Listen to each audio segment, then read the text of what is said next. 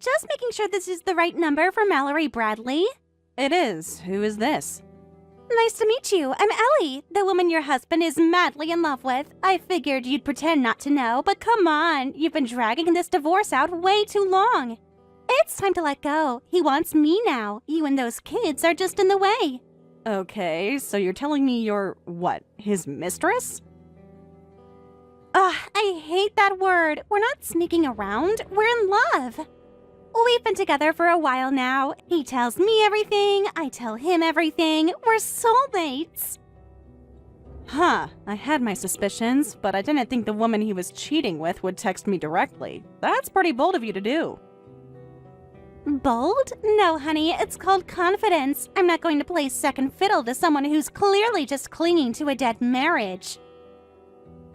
That's interesting, because Howard's never mentioned a divorce, not once. Yeah, right. He told me you're being totally uncooperative. All you're doing is stalling and making it impossible for him to move on. He tells you that, huh? Fascinating. Tell me more. Oh, I could go on forever. He's miserable with you. He tells me how trapped he feels. You seriously think this is still a real marriage? I'm just trying to keep up. One second he's silent at home, the next his mistress is texting me out of the blue. Forgive me for being a little confused. Please, he gave up on you a long time ago. If you're really confused about what's going on, then you're just a moron. No offense. None taken. So how'd you get my number? Found it in his phone. Don't freak out. I needed to do this. Woman to woman. You do realize how weird this is, right? What's weird is you still pretending this marriage is alive. I'm offering you a chance to walk away with a little dignity. You don't get to decide what I do with my dignity. If you want me to believe anything, you're going to have to give me more than just your word. I just don't take the word of a stranger seriously, especially when she introduces herself by announcing she's the woman my husband's madly in love with. Oh, wow. You really want me to send proof? Like photos? Because I can. Plenty of them. If you have any photos of the two of you together, then yes, I'd love to see them. And if you won't show me any, then I'm afraid I have no reason to believe you. You really are in denial. Fine, if you won't believe me, maybe this will convince you. I'm pregnant. I see. You're pregnant, are you? Yup, his baby is in my belly right now. Which means you need to take care of the 5 he already has. They're not going to be my problem. Wow, that's quite the ask. You not only know we have 5 kids, but you want me to take them all? Obviously, you're his wife. You raised them already. You know their schedules, their needs, all that stuff. If we were to get divorced, then all I'd be taking would be our youngest son. What? You can't just pick and choose. You don't get to say I'll take the easy one and leave me with the rest.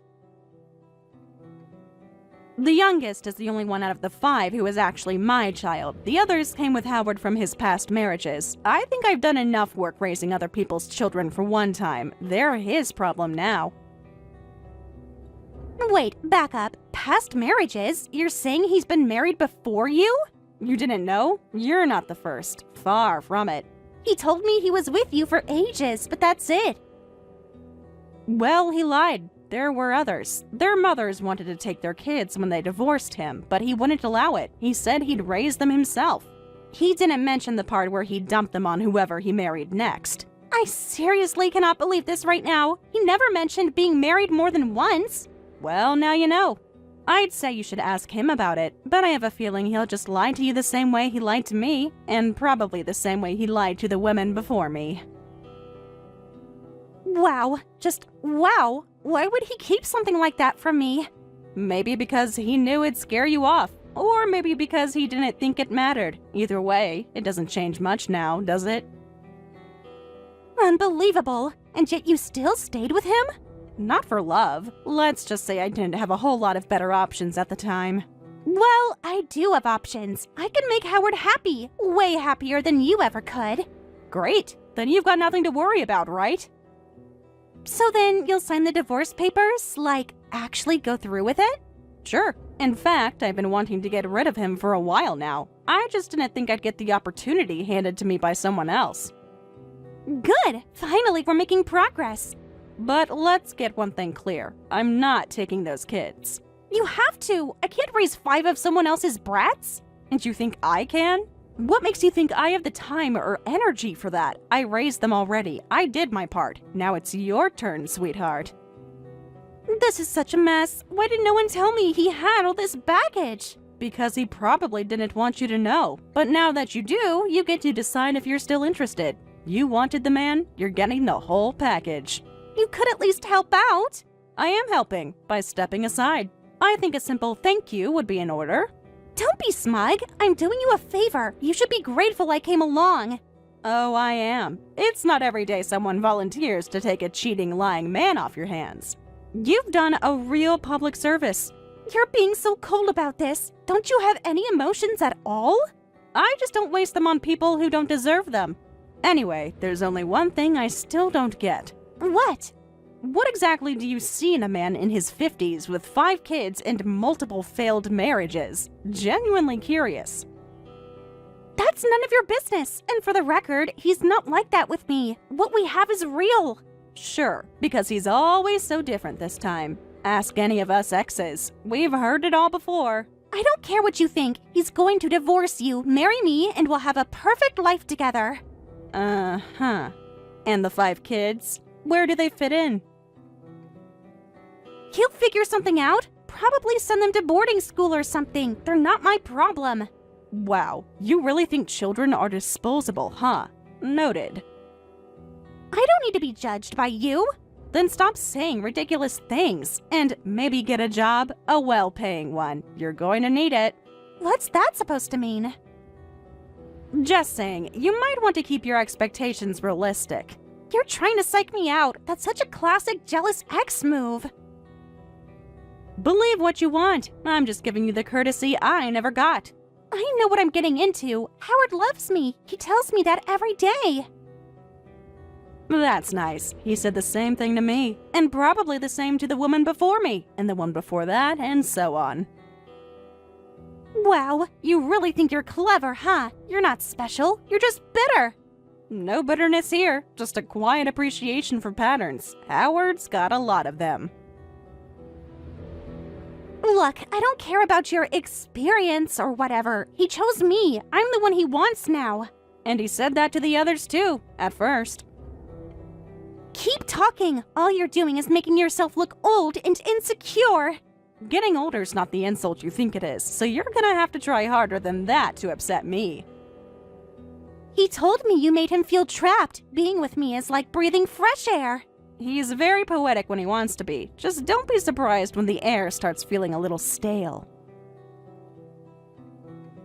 You were seriously obsessed with tearing him down. You must miss him more than you let on. Not even a little. I'm just amazed at how confident you are, considering the track record. Oh, please. You had your chance. You blew it. If that helps you sleep at night, I won't argue. You're just jealous. He told me I'm everything you're not. Young, exciting, easy to talk to. You sound like you're pretty confident in yourself, Ellie. That's good. Confidence is important, especially with what you've signed up for. Don't act like you know him better than I do. I know what it's like to be in your shoes. That's all I'll say. You think you're wise just because you're older. That doesn't make you right. You're right. What makes me right is that I've lived through what you're about to. I'm nothing like you. He's different with me. We don't argue. He tells me everything. That's what I thought too. Until he stopped answering questions, stopped coming home on time, started making excuses. He wouldn't do that to me. We have something real. I'm sure you'd like to believe that, Ellie. Listen to yourself. You're just hoping we fall apart. You want to watch us fail. That's the only way you'll be able to keep your dignity intact after Howard ditches you. No, I don't care whether you two fall or not, actually. If you're really happy, I won't stand in the way. But when things start feeling off, just remember this conversation. Why don't you go write a blog post or something? I don't need your tired little warnings. What can I say? I'm an old woman, Ellie. I have a lot of experience, and I like to share it with younger girls. Especially with ones who desperately need to hear it, like yourself.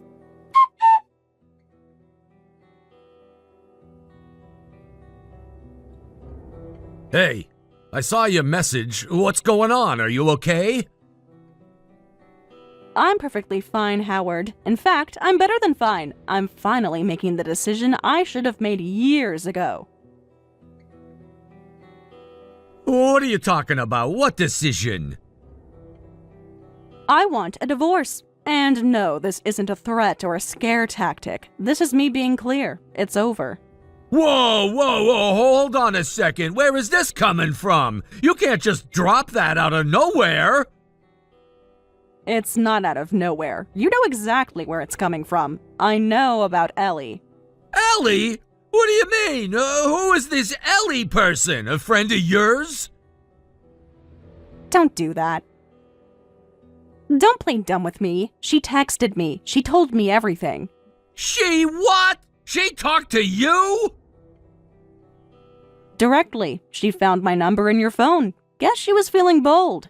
Unbelievable! Why would she do that? That's insane! Is it? I actually found it kind of helpful. Saved me the trouble of pretending everything was fine for one more day. This isn't what you think, okay? It's complicated. It's not like I planned for this to happen. You didn't plan for it, but you let it happen. Over and over. And now she's pregnant. You know about that, too? She told you? Yep. You weren't going to tell me, were you? Just let me keep playing house with your 5 kids while you build a new one behind my back. Mallory, I didn't know how to tell you. I didn't want to hurt you. You have to believe that. Hurt me? Howard, you've been hurting me for years. You just finally gave it a name. Look, we can fix this, okay? This doesn't have to be the end. We can work through it. We've come back from worse.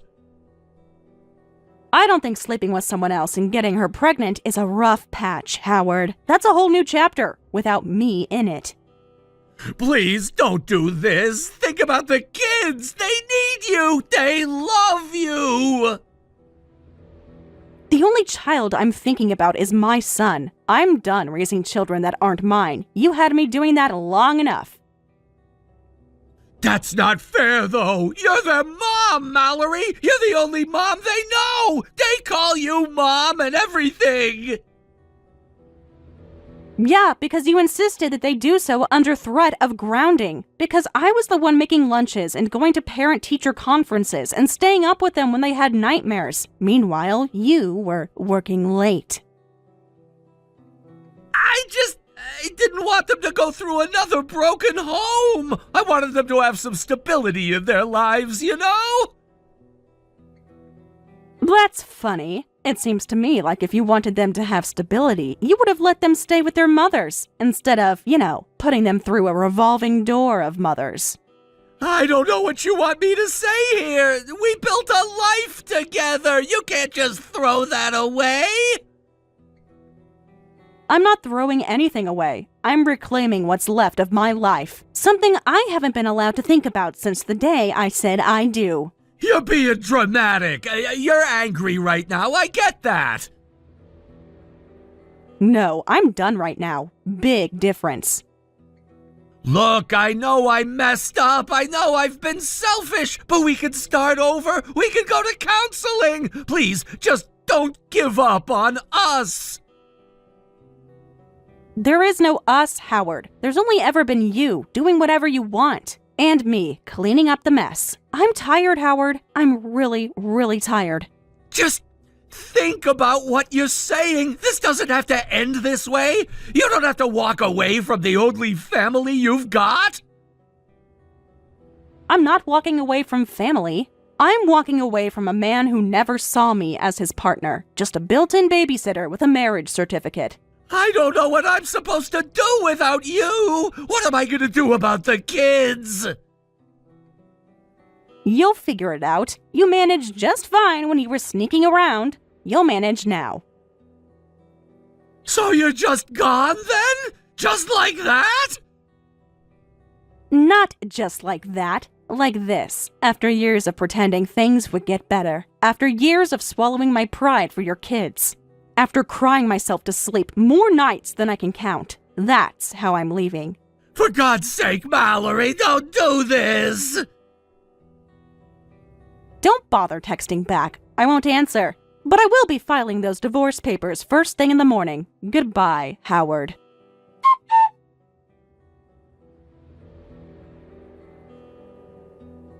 Morning. Just thought I'd let you know. You got what you wanted. Wait, what? The divorce is official. He's all yours now. Congrats. OMG. No. Something wrong? A lot has happened since we talked. I'm sure it has. Mallory, he's furious at me, like actually screaming and throwing things. That sounds like a you problem. He said I broke up his marriage, that I ruined everything. He needed someone to blame, but let's be real, he was never much of a prize to begin with. I don't understand. He always said you were the problem, that you were lazy and selfish and cold. Well, one of us was working full-time, paying the mortgage and covering every single one of his child support payments. Care to guess which one? What are you talking about? I'm confused. Oh yeah, surprise! Howard makes next to nothing. I paid for everything. But he told me he was successful, that you were just using him for his money. And you believed that? Wow. He has a nice car, expensive clothes. He tips like a rich guy. Ellie, sweetie, that car is leased under my name. The clothes? My Christmas gifts. The tips? My card. I have the receipts. No, that can't be right. I'm not sure what fantasy you bought into, but I promise it was never based on reality. So what? You're telling me he's broke? Dirt poor. The man couldn't afford a sandwich without my debit card. Oh my God. Oh, honey, we're just getting started. What else are you hiding? Nothing. I'm free now, remember? But you're about to meet the real Howard. He has so many kids, Mallory. They're always over. They won't stop fighting. The house smells like feet. One of them called me the fake one. Sounds about right. They used to call me not mom number 3. Okay, I knew he had an ex-wife or two, but I didn't think I'd be stuck raising his entire lineage. That's the Howard experience. Comes with emotional baggage, financial ruin, and a built-in daycare. He made it sound like his kids were mostly grown. That's what he told me when we met, and they were toddlers. I didn't think I'd be playing stepmom to his soccer team. Welcome to my Tuesdays and Wednesdays and every other day he needed help. I thought we were gonna travel, sleep in, do brunch. Instead, you're cooking mac and cheese at 9 p.m. while someone screams that their iPad died. I don't even like kids. Neither does he. If we're being honest, he just collects them, like Pokemon. This is so not what I signed up for. You thought you were the exception. Turns out, you're just next in line. I thought I was gonna be different, that we were gonna be different. That's what they all think, that he'd change for them. But Howard doesn't change. He just rotates. So what now? I just become you? If you're lucky, I had a job and boundaries. This is so messed up. No argument there, but now he's your mess, and I've never slept better. He keeps saying we'll figure it out, that I just need to be patient, but he's home all day, doing nothing. Yep, that's the man you fought so hard to win. I can't believe this. I gave up everything for him. My apartment, my job. Should have read the fine print. So what do I do now? That's the $1,000,000 question. Except in your case, it's more like $50 and an overdue water bill. Mallory, seriously, what do I do? Figure it out, like the rest of us did. You're not even a little bit sorry? I am sorry that he lied to you. I really am. No one deserves to be misled like that. But let's be honest, you saw the red flags. You chose to ignore them because it felt good to be the one he chose. You made your choices, Ellie, and now you have to live with the consequences. That's not cruelty, it's just reality. You wanted the man? Well, this is the full package. And unfortunately, there's no return policy. Wow. You wanted him, now you've got him, and everything that comes with him. Enjoy.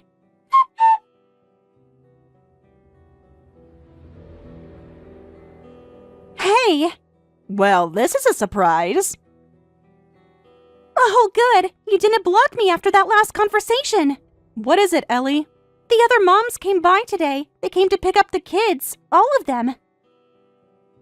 Well, that's good news for you, isn't it? They told me to tell you something. Oh? They said thank you. Really? They said to tell you thank you for raising their kids so well. Huh.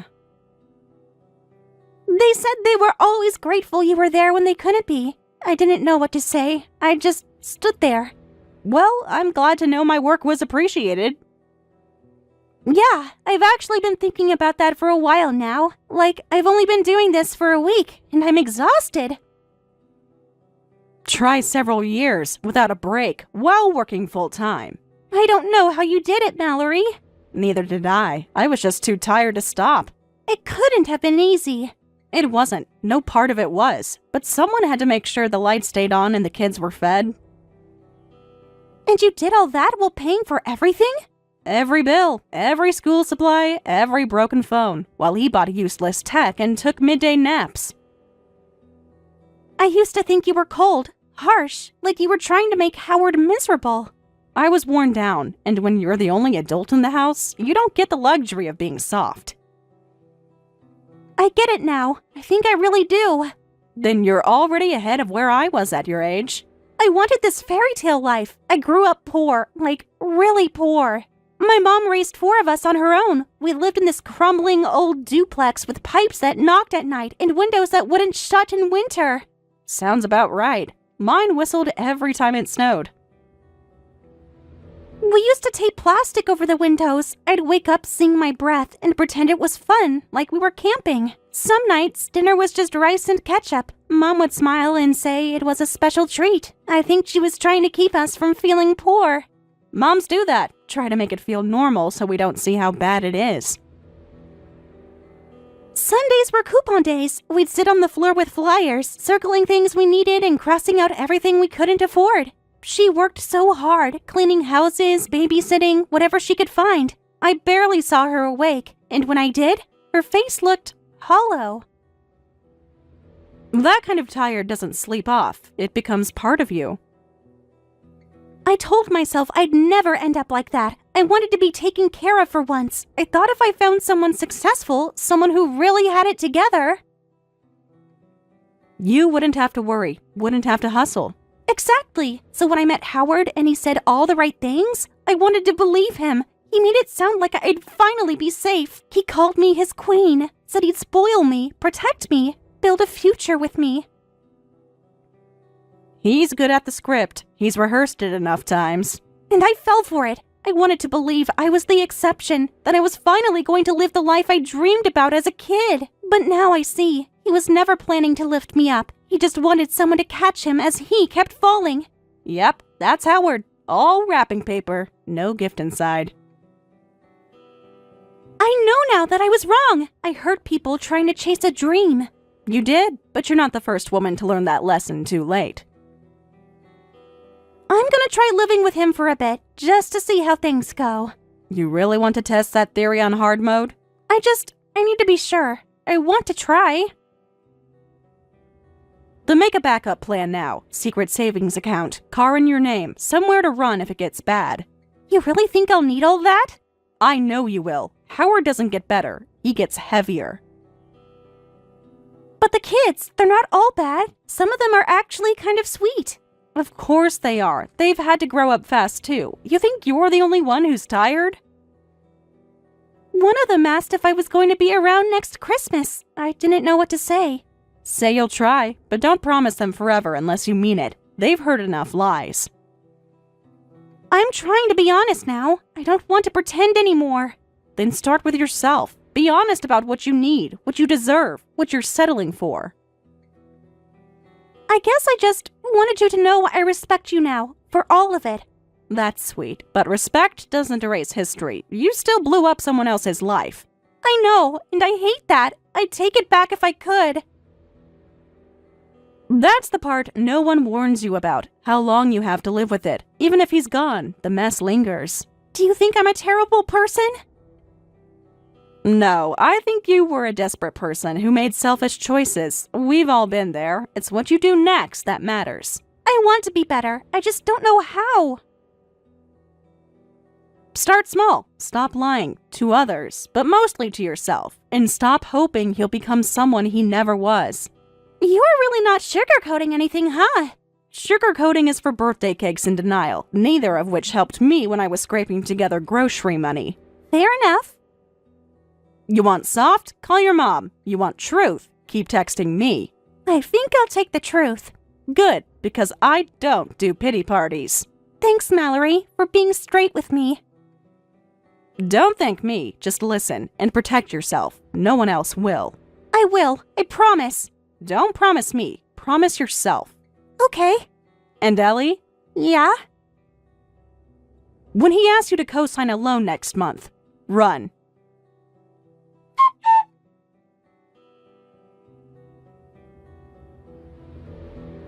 So, that's it, huh? You win? They all went back to their moms?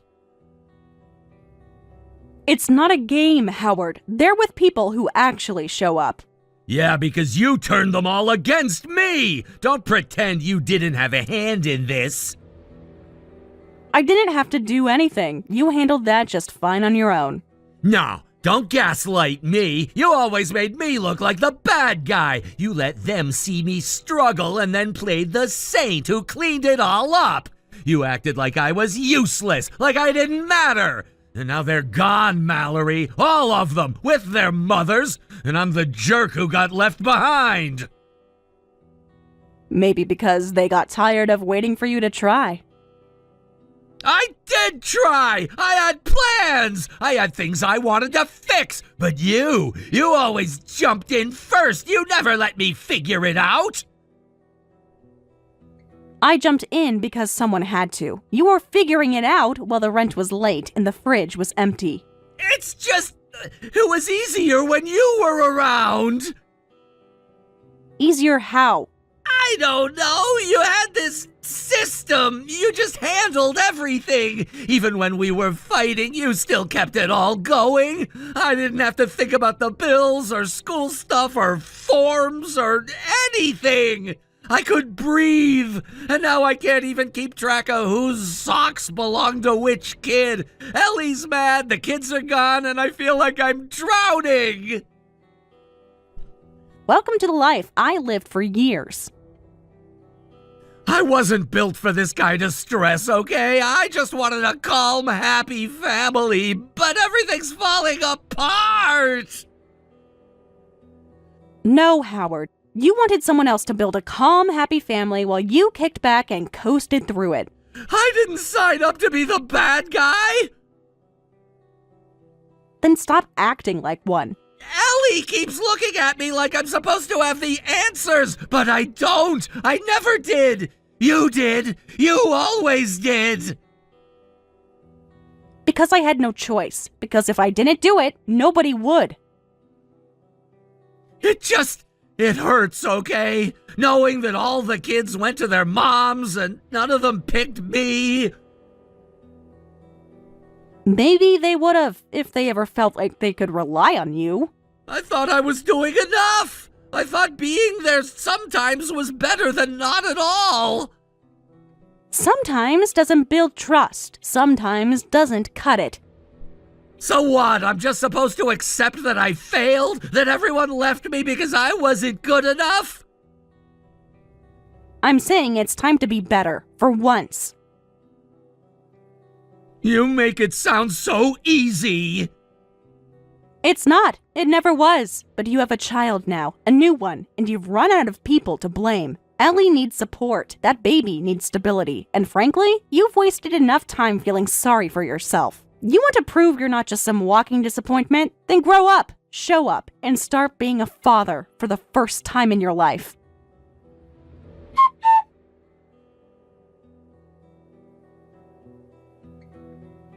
Hey, got a lot to tell you. Should I grab popcorn or a fire extinguisher? Lol, I deserve that. Look, I know you had every right to be mad at me. I was the villain in your story. For a while, at least. I didn't get it back then. I thought I was stepping into some fairy tale, and I didn't care whose world I was wrecking to get there.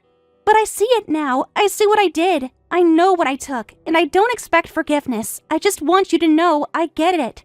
Okay, go on. So, about Howard. I gave it to him straight, like no sugarcoating, no tiptoeing. I told him flat out if he wanted to stay in this house, he had to grow up. No more sulking, no more hiding behind excuses. I told him I'm not his mother and I'm not his maid. I told him he had one job now. Show up, be a real man, be the kind of father his kids could trust for once. And if he couldn't do that, he could pack up and get out. Wow. I meant every word, and he listened, like actually listened.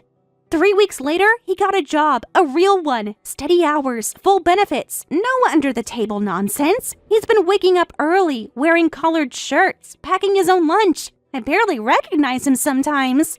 And the best part? I handle everything else. The budget, the bills, the calendar. I run the house. He makes the money, but he doesn't make the decisions. Not anymore. I do. I told him straight up, if he wants a roof and a family, he follows my rules now. And so far, he's actually doing it. Honestly, I'm impressed. I didn't think anyone could get through to him. You might just be the first woman in his life to make him step up. I mean, he's tried to pretend before, play house, act like the man of the hour, but it always fell apart. Maybe you finally figured out the trick. He doesn't need praise. He needs a damn checklist. I'm not saying he's fixed, but if you've really got him working and respecting structure, then girl, you might be performing miracles.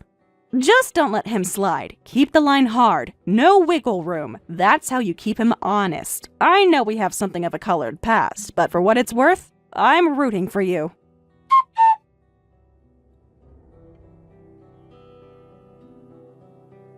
It's been 3 months since Ellie told me how things were going. She gave birth to a little girl, healthy, loud, and apparently already ruling the house. Howard didn't pass out, even held her hand the whole time, or so I've been told.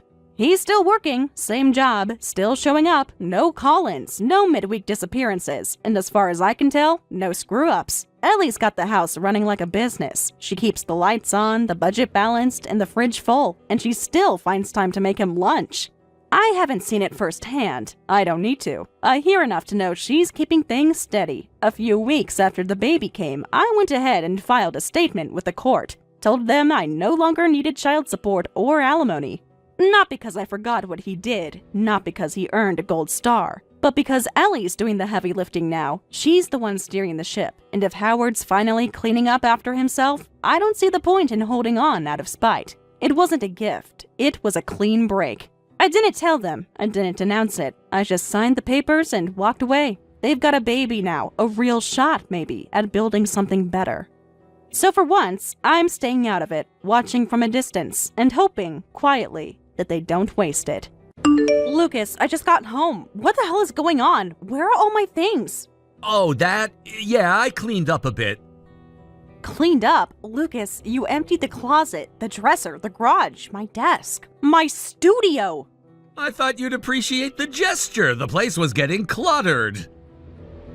You threw away my clothes, my books, my keepsakes. Even my mother's necklace is gone. It was time for a reset. We needed space. You're never here anyway.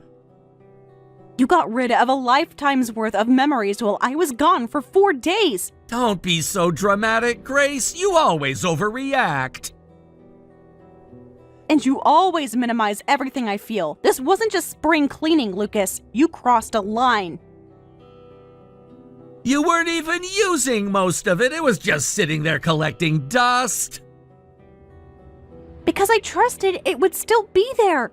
I was doing you a favor. Honestly, you should be thanking me. You threw away irreplaceable things, Lucas, without asking, without even warning me. Here we go again, turning everything into some kind of personal attack. Because it was. You did this to me, not with me.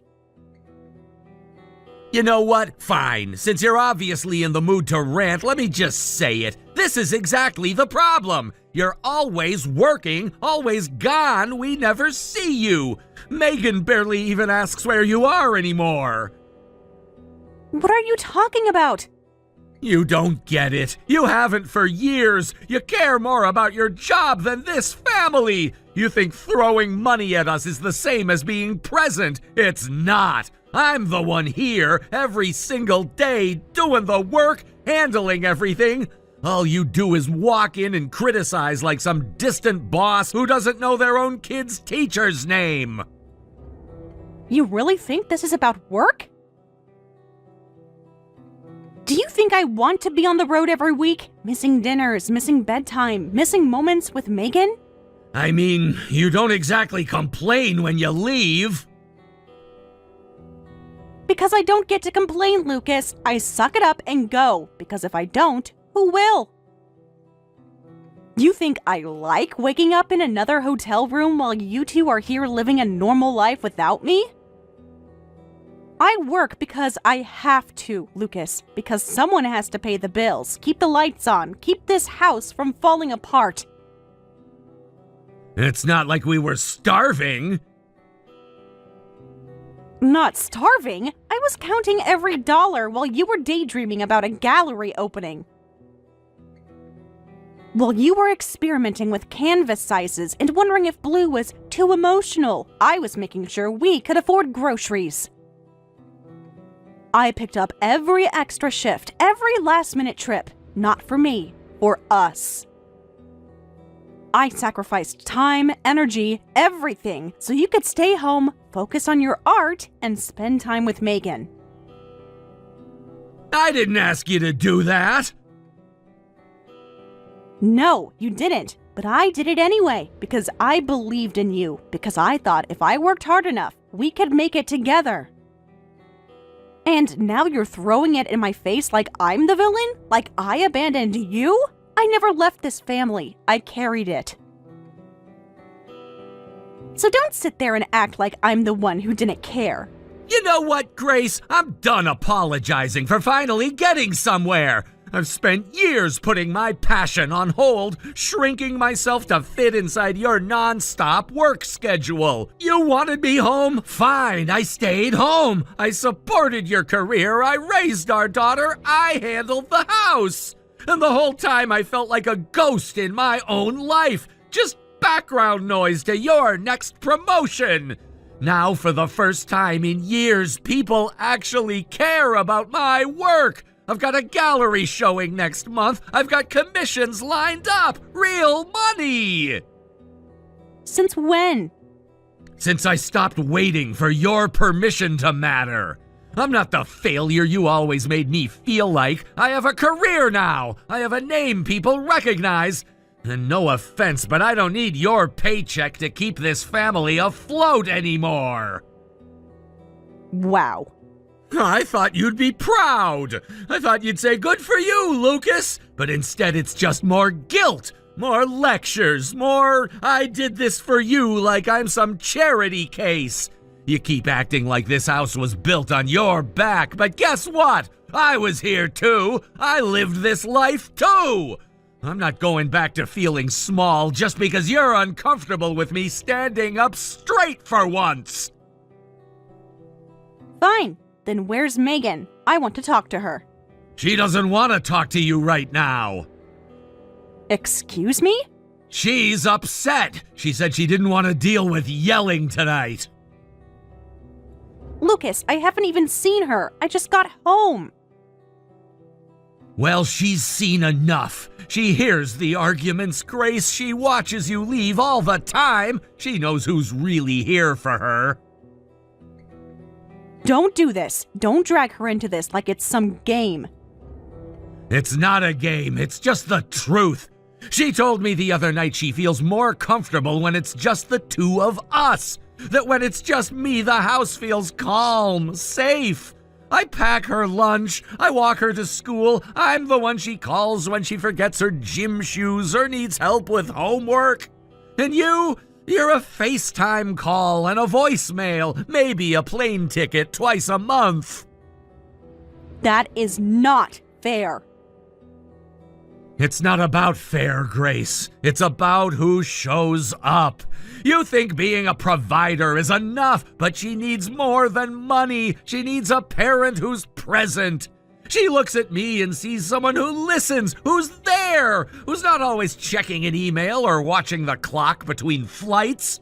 So if you really care about Megan at all, then you know what you need to do. Get out of our lives now. I can't believe this.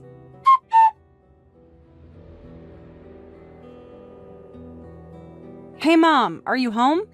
Everything all right, sweetheart? Can I come over just for a bit?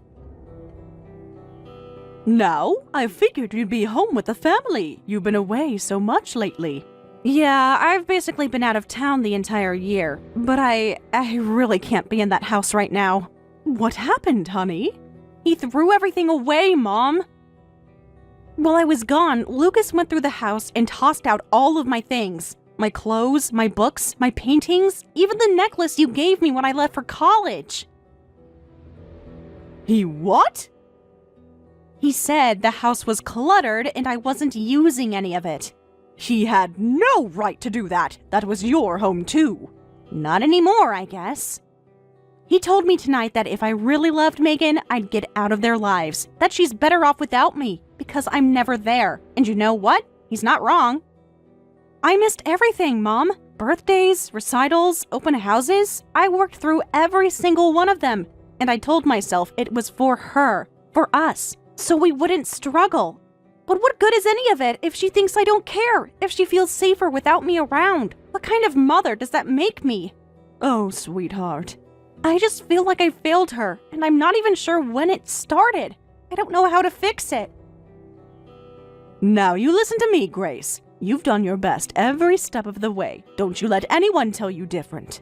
I've watched you juggle work, this house, your marriage, and somehow still make time to tuck that girl in, even if it's through a phone screen. You love her with everything you've got, even when it's hard. And that counts, Grace. That matters.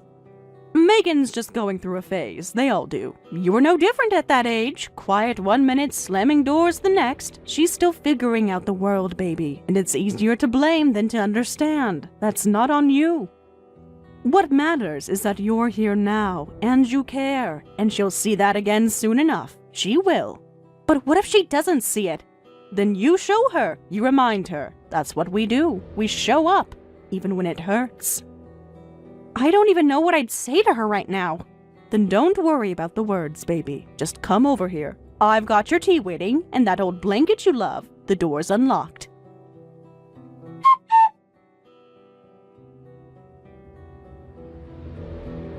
It's been a whole week, Grace, and I haven't heard anything from you.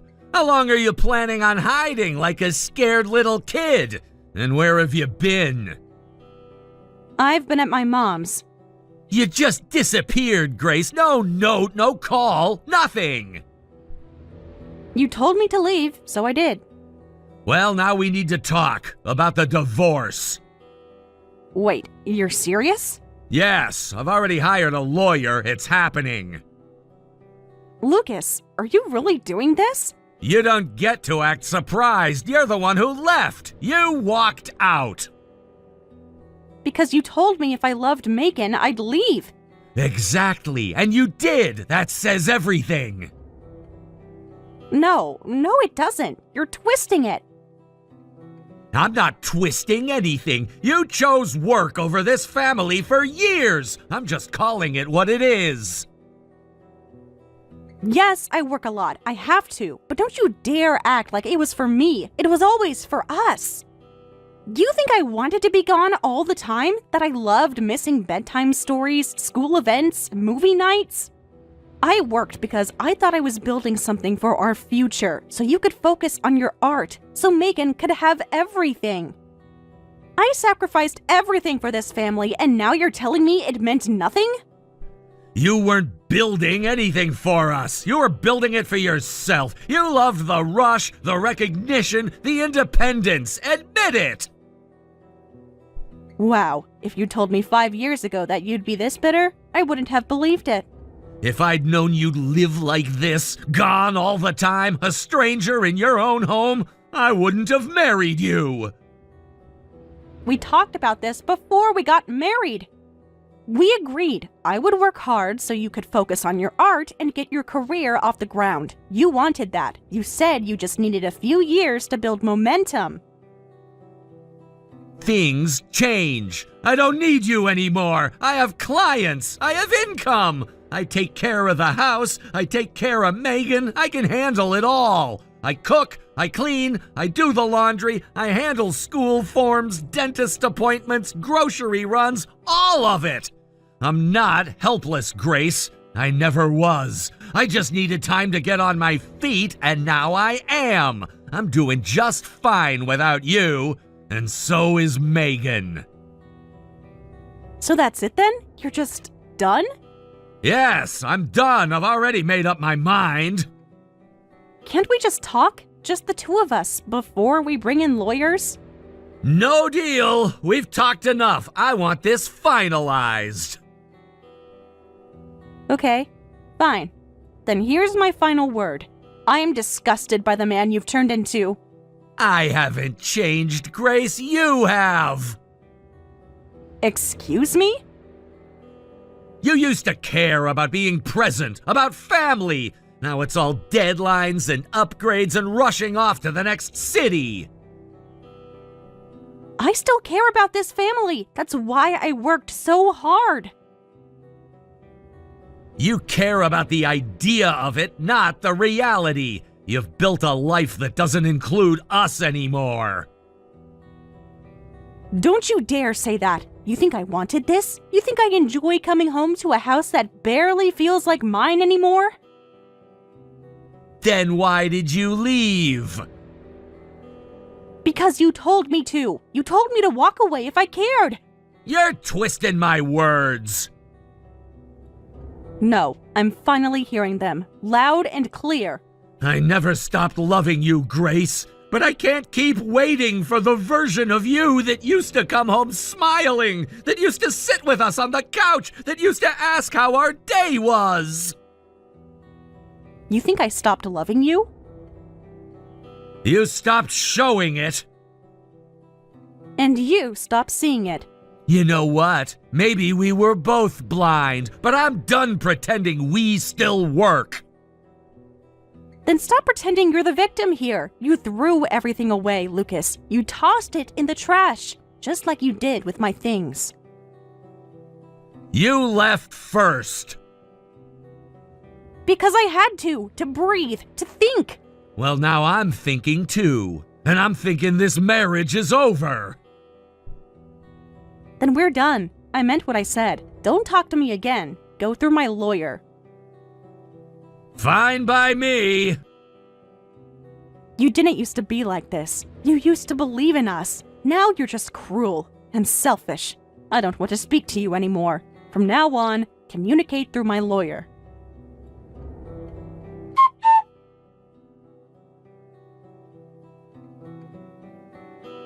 What the hell were you doing in the neighborhood?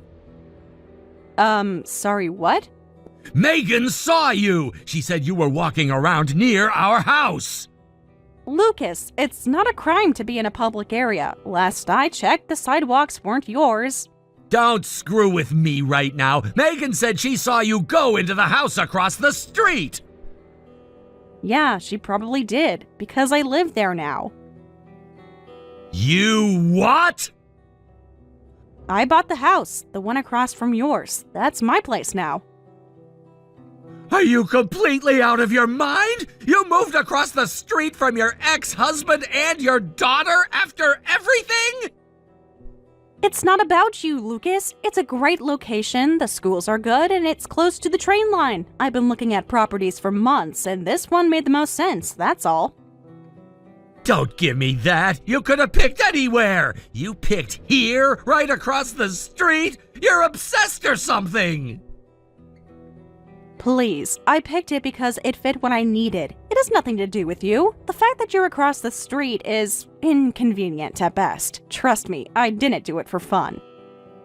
Oh, really? Just some innocent coincidence, huh? You just happened to buy the most expensive house on the block right across from me. I could afford it. It's the one I liked best. End of story. Afford it? Grace, you don't have that kind of money. I know your salary. You were barely keeping up with things before we split. I got a promotion. A promotion? Since when? You didn't say anything about that. Because we weren't exactly on speaking terms, remember? You were too busy telling me I didn't belong in Megan's life anymore. Forgive me for not looping you in. You're seriously telling me you could just buy that house out of nowhere? You expect me to believe that? Lucas, believe what you want. I've been working nonstop for the past year. All those fights, the business trips, the hours I put in, someone finally noticed. A couple months after the divorce went through, my regional director asked to meet. I figured I was about to get piled with more work. Instead, they offered me a promotion, senior management. It came with a salary bump so big I had to read the offer 3 times before I believed it. So yeah, I bought a nice house, because I could. So you're saying you just casually forgot to mention this? No, Lucas, I didn't forget. I didn't want to tell you. What would have been the point? So you could mock me like you always do? Tell me it's still not enough? If I had known that you were doing that well, maybe I wouldn't have. Wouldn't have what? Wouldn't have kicked me out of my own life? Wouldn't have tossed everything I owned in the trash while I was gone? That's not what I meant. Don't twist my words. I'm not twisting anything. I'm just finally calling you out on how selfish you've been. You don't get to suddenly care about my success just because it makes you feel like you missed out. You think this is about me feeling left out? You moved across the damn street! That's next level creepy! Oh, please. You want to talk about creepy? Let's talk about how you went through all of my stuff while I was away and threw out everything that belonged to me like it meant nothing. I told you it was just junk! Stuff you never even touched! It wasn't junk, Lucas. Some of those things were family heirlooms, gifts, pieces I'd saved from my childhood, things I'd been holding on to for years. You didn't even ask. You just tossed it all. Look, I didn't know it meant anything. You had it all packed in boxes. I thought you were done with it. That's the problem. You never bothered to ask, never thought for even a second about what mattered to me. You were just mad I wasn't around, and so you took it out on everything I left behind. So now what? You trying to guilt me? Sue me? What is this? I'm not trying to guilt you. I already did the responsible thing. I got it all appraised. Every piece I could track. They had experts look at it, documented everything.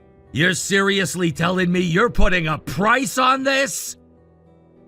You bet I am. The damage you caused, it's not just emotional, it's financial. It all totals out to just over $30,000.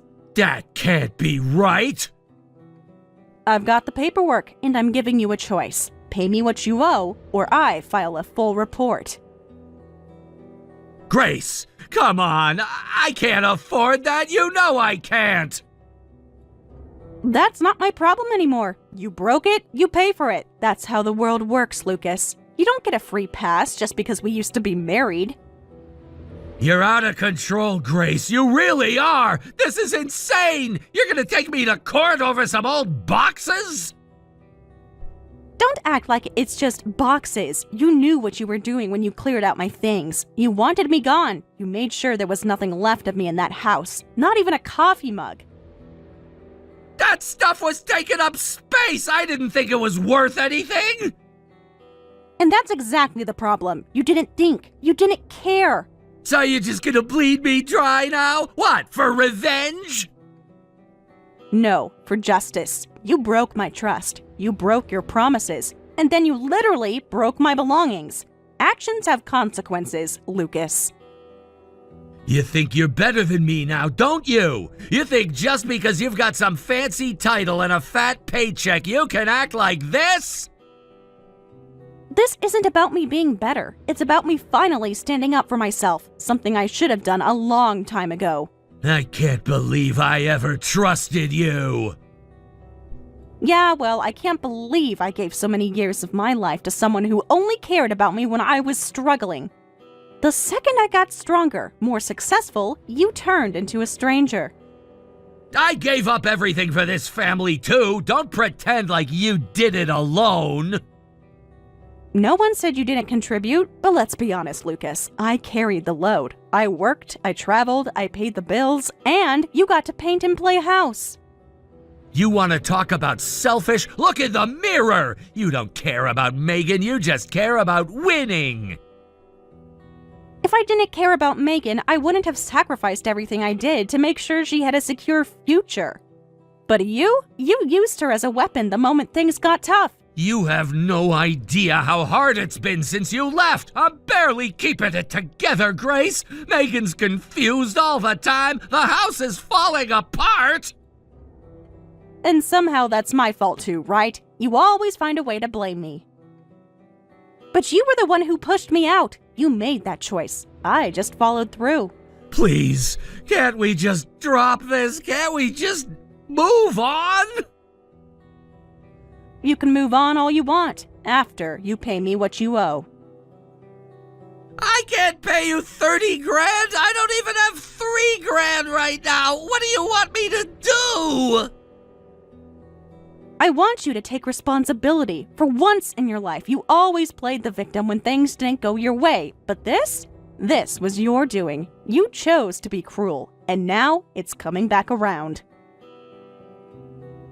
You're not even the same person anymore! You're cold! You're calculated! No, I'm just done being the one who gets hurt and keeps quiet about it. Grace, please, I'm begging you, don't press charges! Don't drag this into court! Don't ruin what little I have left! Then figure it out, because I'm done waiting, and I'm not going to apologize for finally standing up for myself. There has to be another way. We can talk this out. Come on, you don't have to do this. This conversation is the other way, Lucas, and you blew it. Please, Grace, please don't do this.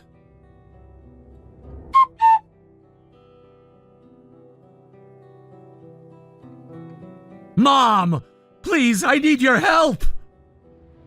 Let's get one thing straight, Lucas. I'm not your mom anymore. Grace divorced you, remember? That's not what matters right now. This is serious. Grace is trying to extort me. Extort? Oh, give me a break. She's asking you to pay for the things you threw out like yesterday's garbage. That's called consequences, Lucas, not extortion. You think you can treat someone like dirt and then cry foul when they finally ask for what they're owed? But she wants $30,000. I don't have that kind of money. Well, maybe you should have thought of that before you tossed out her entire life. You don't get to break someone's things and then act surprised they want compensation. I'm not asking for help for me. I'm trying to do the right thing for Megan. I want to send Megan to a good college, okay? One she really wants to go to. I've been saving up every spare dollar I could. And if I give Grace what she's asking for, that whole fund's gone. Just like that, I won't be able to help Megan at all. I'm not saying Grace doesn't deserve something, but this will ruin everything I've been working toward for our daughter. Then make the money back, Lucas. You've still got hands. You've still got time. Earn it. You can paint, can't you? You love to talk about how much you sacrificed for your art. Well, now it's time your art pulled its weight. But I don't have a steady income. You know how unpredictable it is. One month I'm fine, the next I'm scrambling to cover rent. You're preaching to the wrong choir, son. You chose that career. No one twisted your arm. You wanted the freedom of being an artist, remember? If you want stability, get a different job. Something with a paycheck. You're not a teenager anymore, Lucas. You've got responsibilities. Things have actually been going better lately. I had a few gallery shows, sold a couple pieces. There's interest. A few decent months after a decade of just wait, I'm almost there. That's not a foundation, that's a fluke. How can you be so cold about this? I thought you cared about Megan! I do care. That's why I'm not coddling you. You don't get to play the victim when Grace is the one picking up the pieces you left behind. You think Grace is so innocent? She's not! She dumped all the childcare on me! All the laundry, the cooking, the homework, it was all me! She was never home, always flying off somewhere, always busy with work, and I was stuck trying to keep Megan from falling apart! And now she waltzes back in with her shiny new salary and acts like she's the one who's been holding the family together. It's a joke! She doesn't get to play the victim now. Not after years of leaving everything on my shoulders while she played boss in a suit. You want to talk about what's fair? Let's talk about Grace giving up sleep, holidays, and time with her daughter just to keep a roof over your heads. Let's talk about how she worked while you chased a dream and painted in a garage, hoping someone would discover you. Grace didn't just carry the financial weight, she carried you. You want sympathy from me? You won't find it here. You owe her every cent, and if you've got any decency left, you'll pay what you owe or deal with the consequences.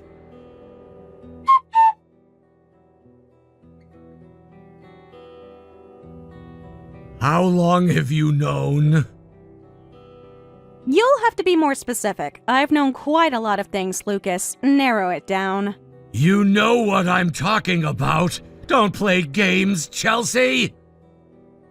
Oh, you mean your mistress? Got it. Funny, I almost forgot you downgraded the moment I left. When did you find out? Just tell me. Right after I moved out. I kept thinking it was weird how fast you threw out all my stuff. Not just my clothes or paperwork. You cleared every trace of me out of that house. Photos, decorations, even the stupid little magnets I put on the fridge. It didn't feel like you were angry. It felt like you were prepping the space, making room, and I was right. A couple days later, I looked out my front window, from my new house across the street, and guess who I saw walking into your house? None other than your mistress, Chelsea. I waited until she left, then I walked right up to her and introduced myself. You what? You talked to her? Of course I did. She looked surprised to see me, like she didn't even know I existed, so I asked her a few questions.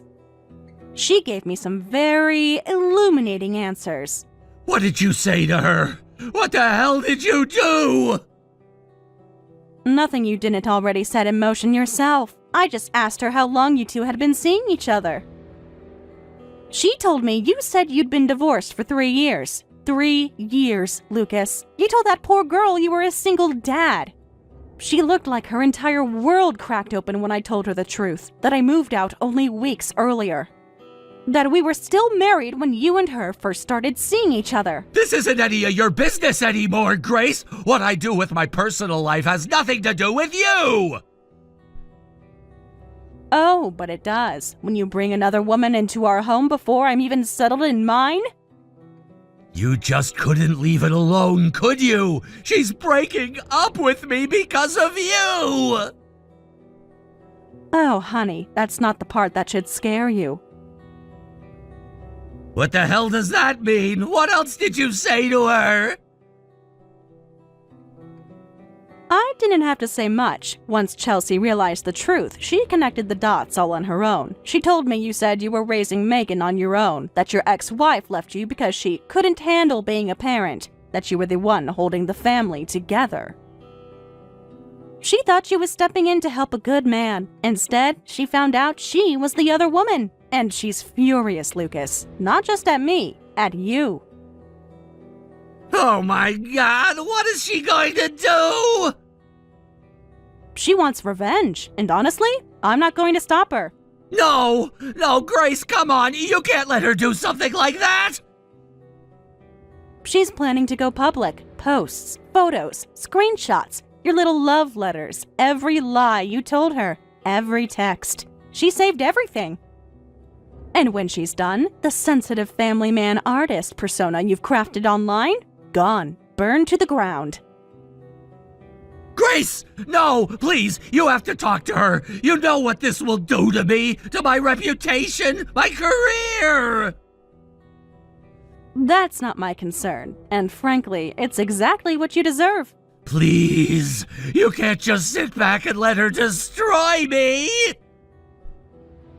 She's not destroying anything you didn't build with lies. She's just holding up a mirror. If you don't like the reflection, that's on you. You're doing this on purpose! You've hated me ever since I ended things! This is revenge! Admit it! No, Lucas, this is justice, and you brought it on yourself. I'm not going to play damage control for a man who treated me like disposable luggage and lied his way into someone else's bed. Think about Megan, please! You think this won't affect her too? You really want her dragged into this mess? Don't you dare bring her up. Not after what she said to me. Not after she took your side without even asking to hear mine. She's your daughter, Grace! How can you say that like she's just collateral? She stopped being my daughter the moment she looked me in the eye and said I was selfish for leaving. The way she parroted your lies back at me like gospel. I don't think I'll ever get those words of hers out of my head. She chose you. She chose your version of events. And now she can live with the man she chose to believe in. You're being heartless! No, I'm being free. Free from lies, free from manipulation, and free from the two people who betrayed me without hesitation. I hope you and Megan enjoy supporting each other, because from now on, you're all each other has. Goodbye, Lucas.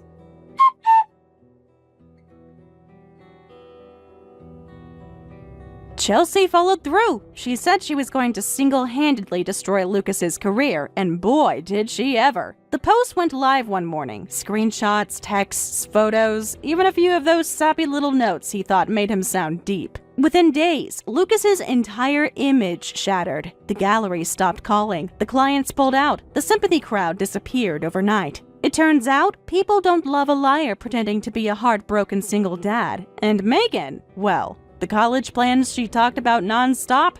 Gone. The savings Lucas promised her? Either never existed or vanished the same way his commissions did. Now she's working nights at a grocery store just to cover rent and loans. Lucas picked up a part-time job cleaning studios. Art studios, ironically. I heard he's not even painting anymore. Dreams have a funny way of dying quietly. She never reached out, never apologized, not once. I guess when someone chooses sides, they stay there, even when the ground crumbles beneath them. But me? I'm good. I see my mom almost every day now. We have coffee in the mornings. We take walks after dinner. Sometimes we don't even talk. We just enjoy being together. She never asks about them. She knows. She doesn't need to say anything. I finally stopped trying to earn love from people who only ever saw me as useful. I stopped shrinking, stopped softening myself to make others comfortable. Now, I spend my time with people who look me in the eye and mean it when they ask how I'm doing. I work hard, but the work fulfills me. I sleep deeply. I laugh freely. I've stopped grieving for the things I gave to people who never gave it back. And sometimes, just sometimes, I glance out my front window and see that old house across the street. The porch is peeling, the blinds are always closed, no one waves, and I feel nothing. No sadness, no bitterness, just peace. Because I made it out, and I never went back. Dana dear, will you and Mike be joining us for the family reunion this weekend? Hi, Harriet. I was just about to text you. I'll be there, but Mike won't be able to make it this time. Oh, why not? It's the family reunion. Surely he can make time for that. I know. He really wanted to go, but his company is in the middle of a massive expansion. He's practically living at the office these days.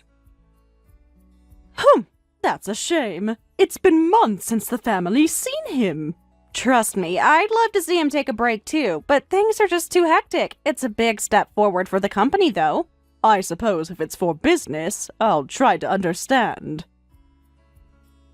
Thanks, Harriet. I'm sure he'll make it up to everyone soon. In the meantime, I'm really looking forward to seeing everyone again. Oh, Oh, and how's everything going with the supermarket chain? I heard from Mike that your husband's been doing really well lately. Business is booming as always. We've opened 3 new stores just this quarter. That's amazing. Seriously, I'm so happy for you all. I'd love to hear more at the reunion. Wait, you're coming? Alone?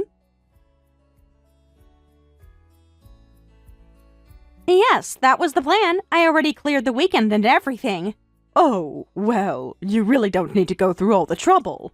It's not trouble at all. I actually enjoy catching up with everyone. It's been a while. Well, I'm just not sure it would be appropriate. Appropriate? What do you mean? Look, Dana, I didn't want to say anything, but maybe it's better if you sit this one out. Wait, what? Are you saying you don't want me there? I just think it's for the best. This is a family gathering, and, well, our family has a certain standard. I'm sorry, I don't understand. I am part of the family. What does that have to do with anything? Your background, Dana. I'm talking about your family. They're farmers. And? What's wrong with that? My parents work incredibly hard and always have. It's not personal, dear, but our family, we're entrepreneurs, business leaders. Your people, they work in dirt. There's a difference. Wow, I'm actually stunned you're saying this right now. I had no idea you felt that way. I had to hold my tongue all this time, for Mike's sake, but now that he's not attending, I don't see the need to pretend. Pretend? So all those polite smiles and kind words, fake? Let's not dramatize this. I simply don't think someone with your background fits in. You really believe that people are defined by how they earn their living? That farmers aren't worth your time? You asked, so I'm being honest. You come from a world of uneducated hicks. That's just not who we are.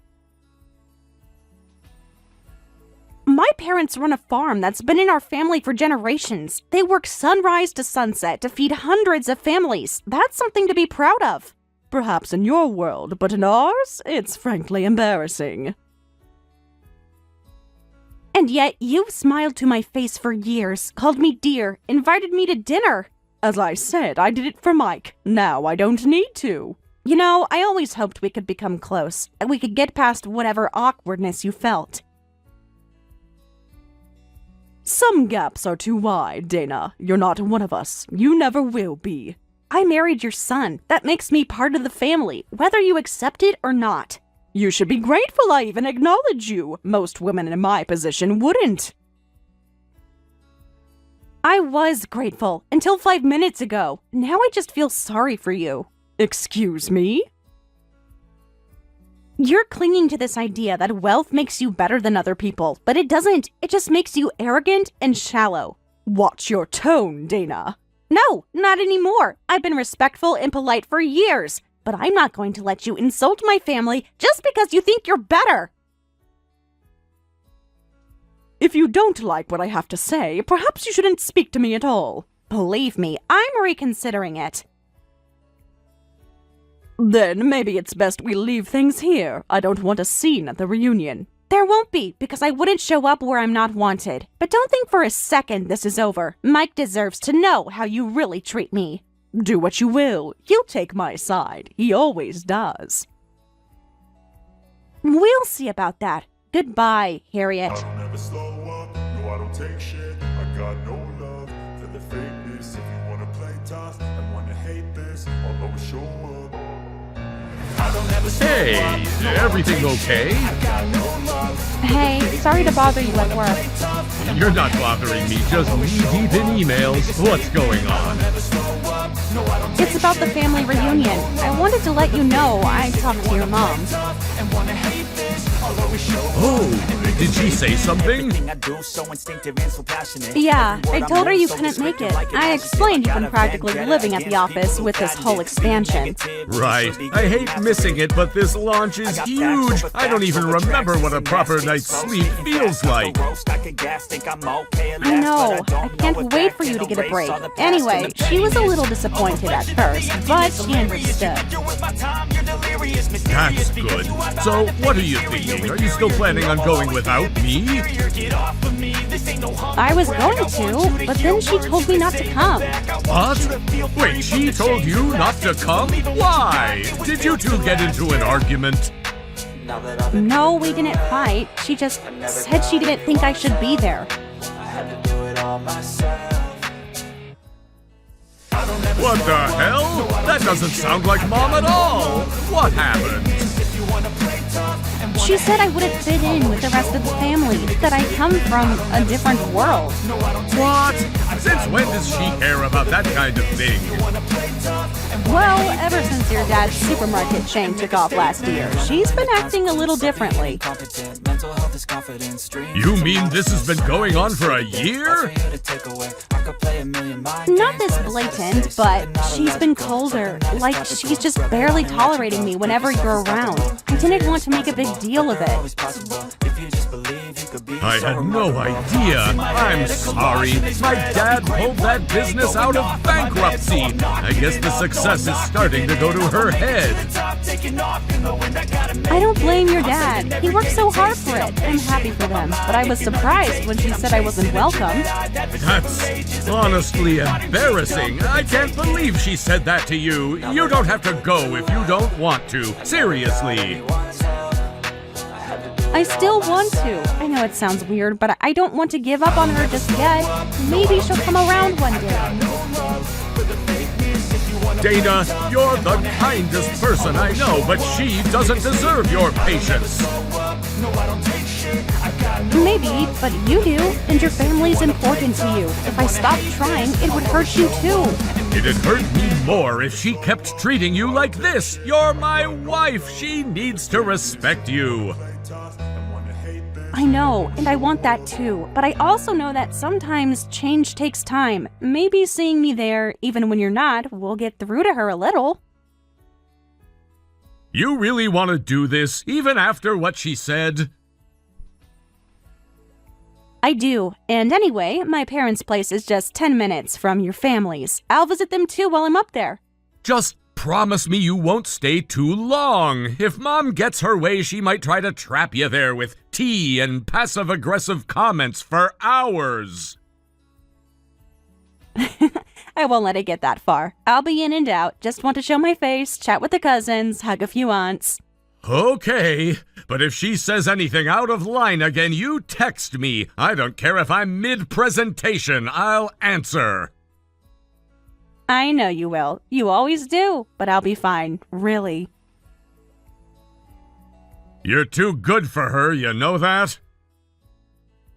You're sweet. But don't worry. I can handle myself. I never doubted that. You're the strongest woman I know and an amazing businesswoman, too. Don't let anyone, not even my mom, make you feel less than that. Thanks, Mike. That means a lot, really. And don't worry, I won't be gone long. I'll be back before you even realize I left. Promise? Promise.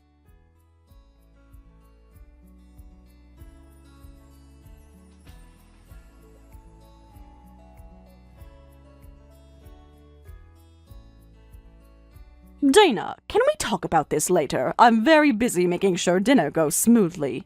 That's exactly why I'm texting. It's about dinner. Oh, what about it? The caterer only brought 15 meals. There are 16 of us here, right? Yes, and? So why is there not enough food? I would think the answer is obvious. I'm afraid I don't follow. Could you explain? Dana, honestly, it's simple. There are 16 people here, but only 15 worth serving. What? You heard me. Someone doesn't quite belong at our table. You're not seriously saying what I think you are. A filthy peasant farmer like you has no place at a table meant for successful entrepreneurs. Harriet, are you kidding me right now? I thought you'd figured it out sooner. Honestly, I didn't expect you to be this slow. You really excluded me from dinner because I'm a farmer? It's not just because you're a farmer. It's because that's all you are. A low-class laborer from a dirt field. That's the most ridiculous, backwards thing I've ever heard. Really? Then explain why the rest of us are running companies and you're playing in the mud. Playing in the mud? My family runs a full-scale operation. We supply to 3 counties and manage over 50 employees. A glorified garden doesn't impress me, dear. We grow the food your husband's stores sell. Without farmers, you'd have nothing to stock. And without supermarkets, farmers would have no one to sell to. We give your kind a purpose. Do you really think that farmers only exist to help supermarkets make money? That's not just what I think. It's the truth. The market drives everything. We're the top of the chain. You're the bottom. I can't believe I'm hearing this. Do you even realize how offensive that is? Oh, please, I'm just being honest. I've always believed this. Then why did you never say anything before? Because Mike was around. I had to bite my tongue and pretend to approve. So you've been faking it this whole time? Of course, I didn't want to upset my son, but that doesn't mean I accepted you. I've tried for years to be part of this family. I've done everything I can to be kind and respectful. You should be grateful I've even tolerated you this long. Grateful? For what? For being treated like dirt behind my back? Watch your tone, Dina. This isn't your farm. You don't get to act like you belong here. I belong here as much as anyone else. Mike and I are married. We built a life together, and I will be at this dinner. You can sit on the porch and eat the leftovers. That's more fitting for your kind. You really think you're better than me because your husband runs a chain of grocery stores? I know I am, and don't pretend it isn't obvious to everyone else, too. It's sad, really, how little you understand about where your success comes from. Don't try to lecture me. This is how the world works. Some people grow things, others profit from it. Guess which one I am. No wonder Mike never talks about his upbringing. This arrogance, it's toxic. I tried to stop him from marrying you. I told him it would be a mistake. Well, it's a little too late for objections now. We've been married for years, Harriet. Circumstances have changed. Things are different now. Different how? We're the same people we've always been. No, you're the same. He's the one who's changed. He's poised to inherit a multi-million-dollar empire. And that somehow makes me unworthy? It means he needs a wife who matches that world. Someone polished, sophisticated, not someone who smells like a chicken coop. Wow, you really think farming is that low? It's not low, it's just basic, simple. It's work for people who couldn't handle more.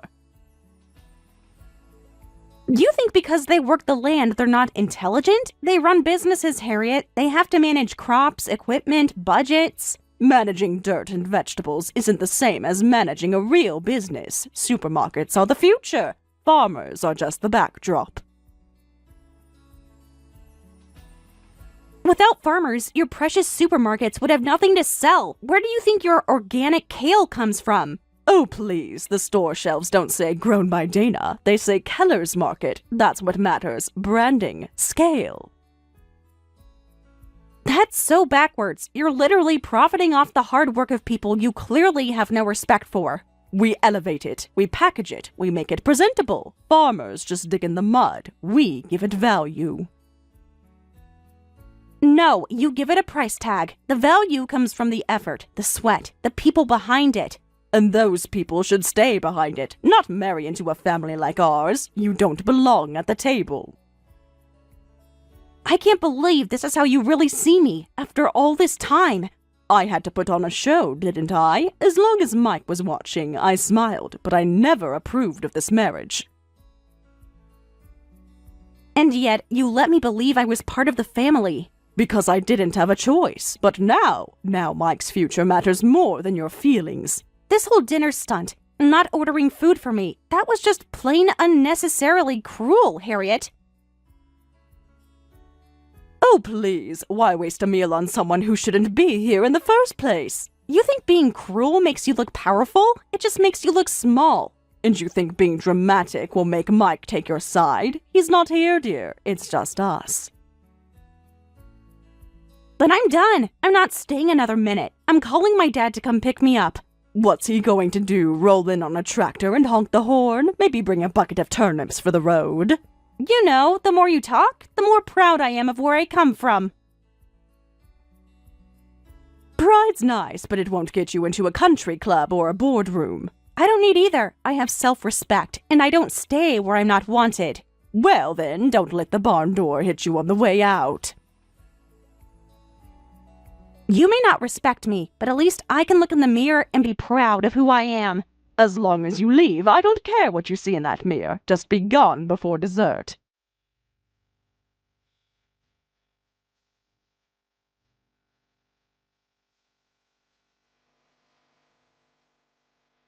What? What on earth is that? That's my ride. A limousine? Don't be ridiculous. That can't be for you. It is. I called my father to pick me up. A limousine? Your farmer father drives a limousine now? Well, technically, he hired it. He didn't want me waiting around after what happened. That makes no sense. Farmers don't have that kind of money. We didn't used to. Things have changed. Changed? How? What are you even talking about? A few years ago, my parents developed a new variety of apple that's resistant to late frost. Apples? Yes, the frost used to ruin whole crops, but this new variety changed everything. We had record harvests and buyers lined up. Are you saying apples made your family rich? It wasn't just the apples. They invested in better equipment, expanded the orchards, and even opened a processing facility. No, that's absurd. This is some kind of joke. It's not a joke. Their success grew fast. Now they have distribution contracts all over the region. Farmers don't live like this. They don't drive limos and expand empires. That's not how this works. We lived in a rundown old farmhouse for years. No heating, cracked windows, broken fences. I remember it all. Oh, please. But now they've rebuilt. They have a new home, a proper staff, the works. It's been amazing to see it happen. A staff? You expect me to believe your little farm has staff? They hired help for the packing house, the orchard, and the logistics side. It's a real operation now. This is outrageous. And what, they're just handing you rides in limousines now? No, I asked for a ride, and they thought I deserved a little comfort after tonight. I can't believe this. I thought you were poor. We were, but we never stopped working hard, and it paid off. Don't you dare stand there and act like some self-made princess. I'm not. I'm just telling you what happened. You farmers act like you're so noble, like you earn your success in ways the rest of us never could. I don't think that, but I do think you underestimate us. This is unbelievable. I cannot wrap my head around any of this. I didn't expect you to. You've made it clear what you think about people like me. And now you want me to believe your parents are some kind of agricultural royalty? I never said royalty, just successful. There's a difference. You know what? Fine. I believe every word. Your parents are millionaires now, kings and queens of the Apple Empire. I couldn't help but notice a hint of sarcasm in there. Sarcastic? Me? Perish the thought. Tell your fabulously wealthy parents I said hello and thank them for blessing me with the company of their wonderful daughter. I'll pass along your well wishes. Goodbye, Harriet.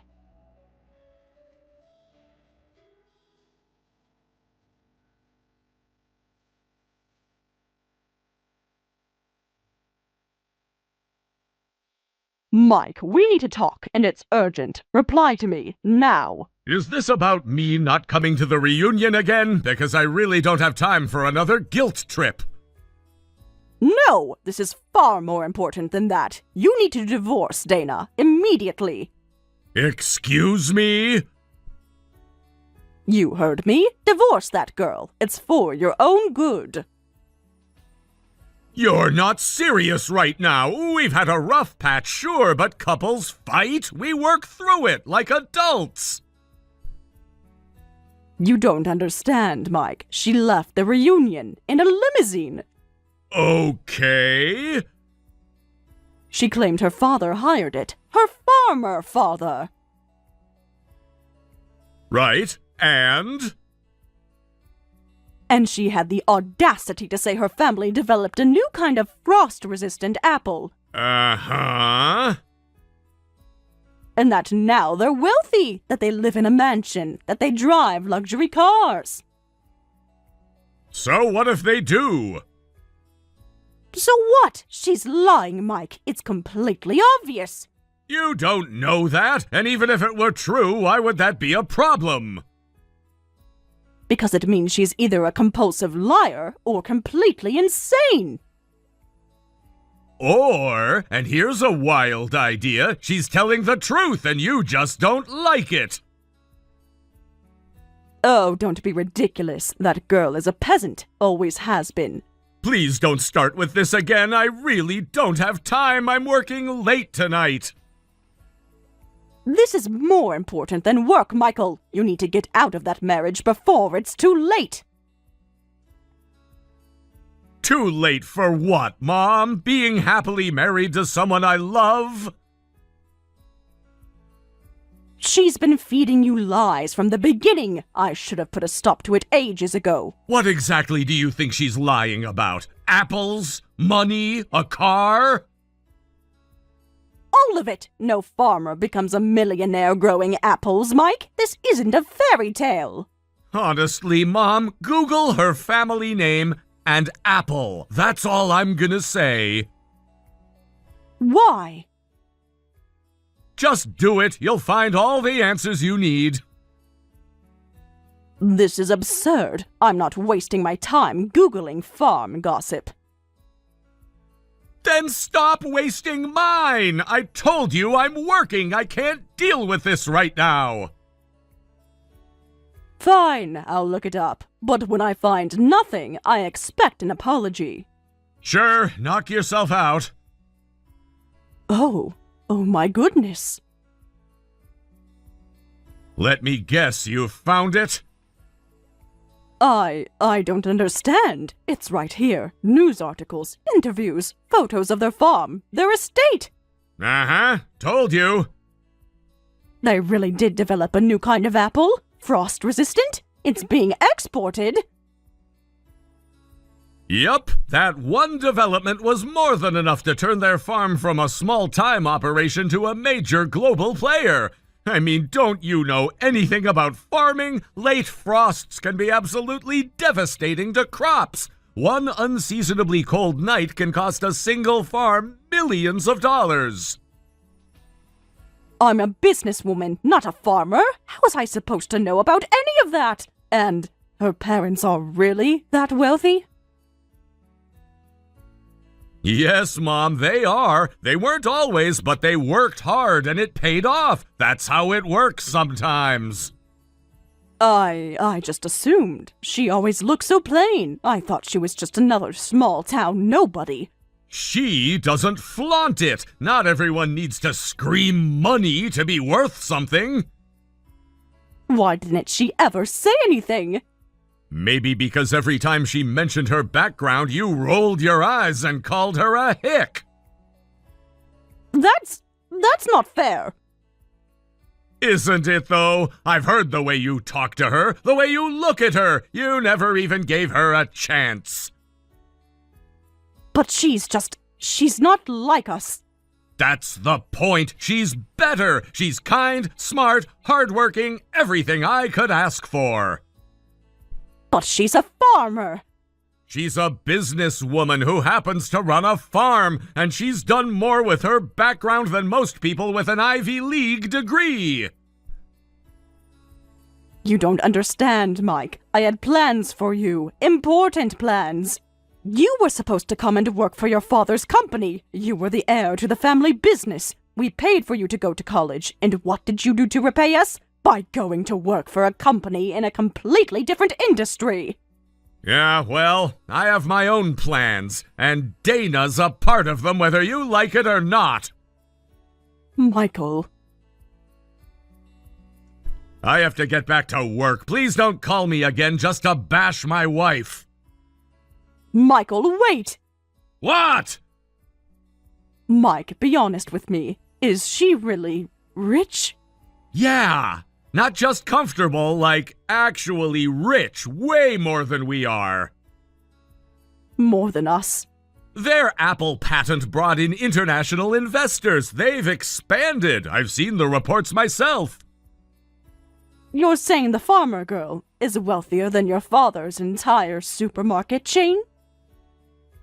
Yup, hard to believe, huh? I need a moment to process this. Take your time. I've had years. Well then, in that case, Michael, you listen to me very carefully. Oh boy, here we go. You are to treat that girl like a queen, you hear me? Not a single harsh word, not a single argument. Wait, what? You must cherish her, worship the ground she walks on, do nothing to upset her. This is a sudden change of heart. It's simple math, dear. If she's that successful, we must ensure she remains happy. You don't need to tell me to be good to my own wife, for God's sake!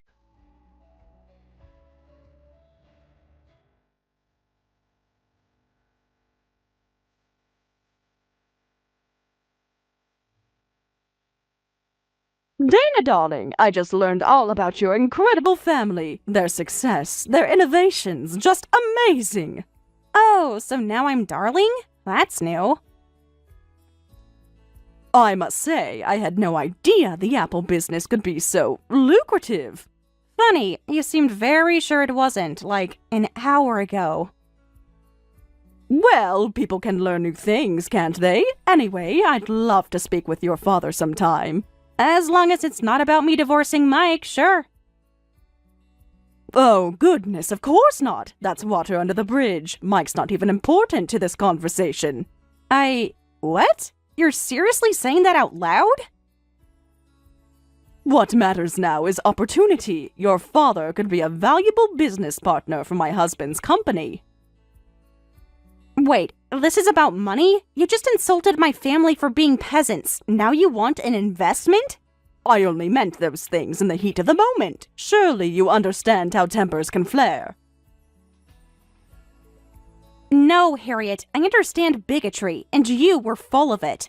Our supermarket chain is looking to expand, but the banks have been difficult. Your father's help could be the breakthrough we need.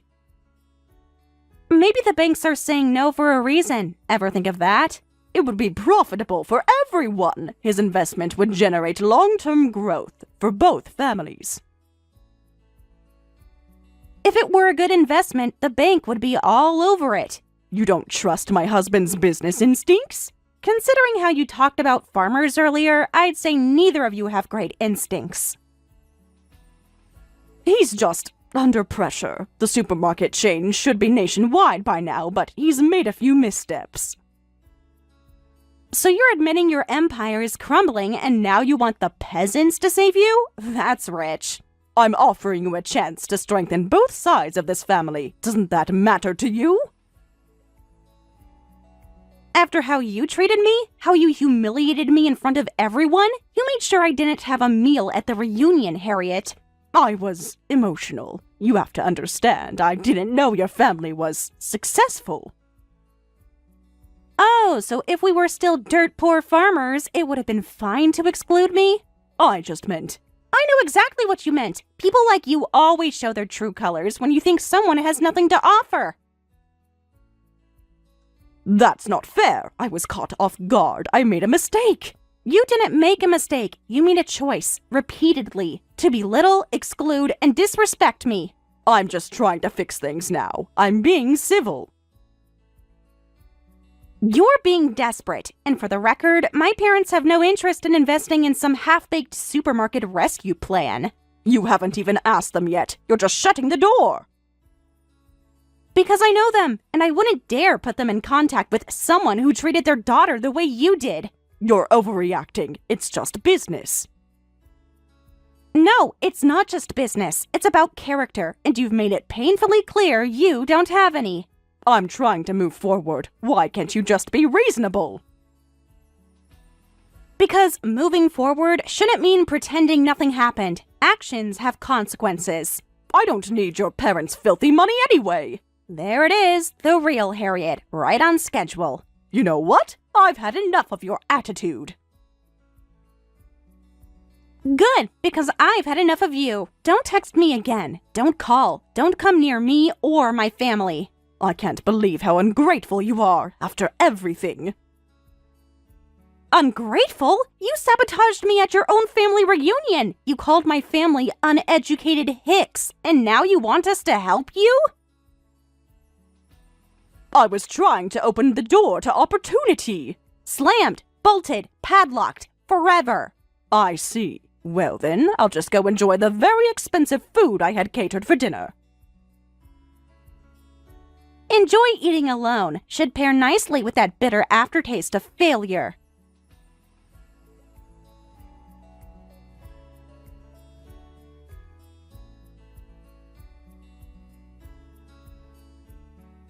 Dana. What do you want, Harriet? I was wondering, do you remember our conversation from last year? I've made a very deliberate effort to forget everything about you, so you'll have to be more specific. The one about investment, my husband's company. We were talking about funding.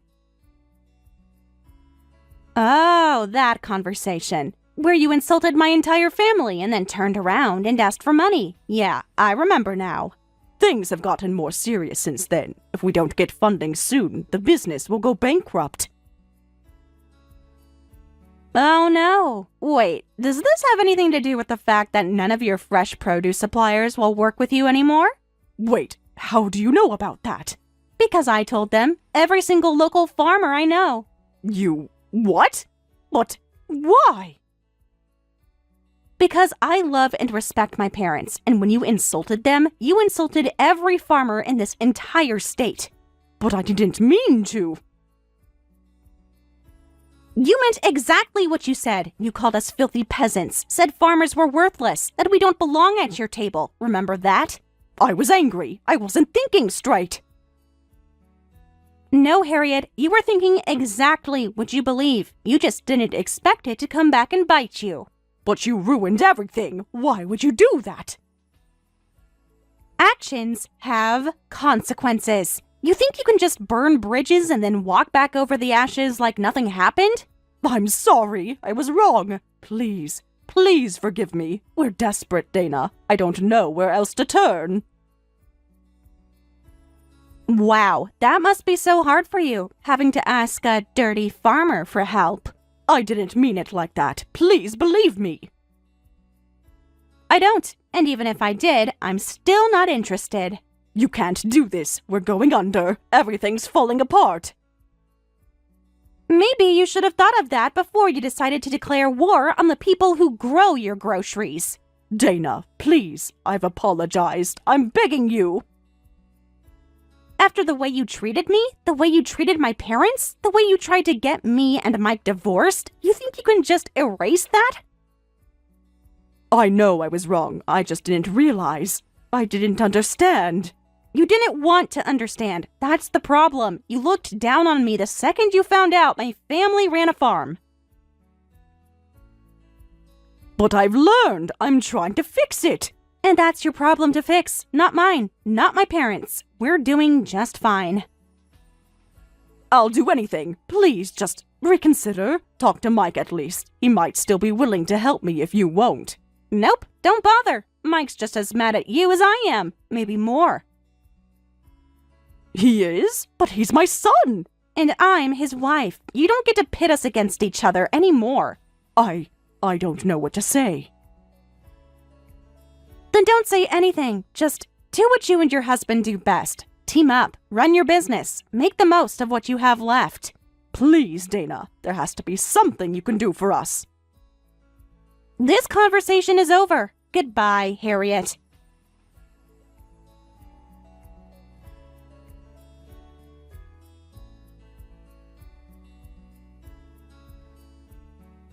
Not that I need to tell you this, but their supermarket business shut down not too long after that. I have to hand it to them, though. Harriet and her husband really did do their best to keep it afloat. Unfortunately for them, part of that was taking out massive amounts of debt in their own names. No amount of debt was enough to save them, though. What good is a supermarket that doesn't sell any fresh produce? It's just a glorified convenience store without the convenience. Both Harriet and her husband tried to find jobs in order to pay back their massive pile of debt. But there was a huge problem. They're really, really old. Not many places are willing to hire people their age, especially after they've already run a business into the ground in such a spectacular fashion. So, after a while, they gave up any hope of ever being able to pay back their loan and declared bankruptcy. Mike and I, however, are doing just fine. We recently moved out of our old apartment and into a house of our own. It has a pretty big yard, so I have plenty of space to put in my own garden.